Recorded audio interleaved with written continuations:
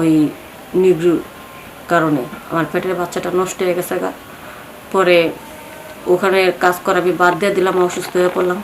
তবে নিগ্রুটা মনে করেন আমাদের চাইতেও কিন্তু অনেক বড়, মানে না হলেও তো 2-3 ইঞ্চি বড় হবে, সব দিক দিয়ে বড়।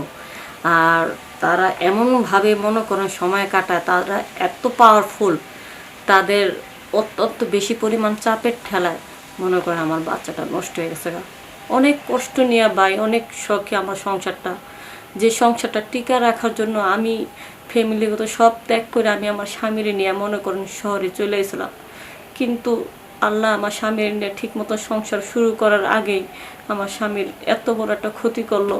লাস্টে আমি মনে করেন পথ পাইলাম না, অনেক কষ্টে নিগ্রুর কাছে আসলাম যে আমার স্বামীর চিকিৎসার টাকা এবং আমার বাচ্চাটাও জানি নিয়ে আমি বাঁচতে পারি সফলভাবে। কিন্তু শেষ পর্যন্ত আমার সম্বল, আমার বাচ্চাটাও, সেটাও মনে করে নষ্ট হয়ে গেল। এখন আমি অনেক কষ্ট পাইছি ভাই বাচ্চাটা নষ্ট হওয়ার কারণে।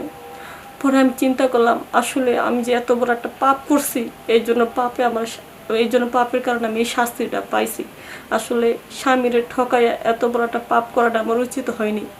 তা আমি যে ভুলটা করছি, এই সমাজের মানুষ, আমি তো বিপদে পড়ে ভুলটা করছি, কিন্তু এই সমাজের মানুষ, কিছু কিছু মানুষ আছেন যারা শখের বিনিময় এমনিতেই পরকীয়া করতেছেন, স্বামীরে ঠকাইতেছেন। আমার মতন কারো ঠকায়েন না। যদি ঠকাইতে চান তাহলে দেখবেন আল্লাহ আপনাকে ঠকাইব।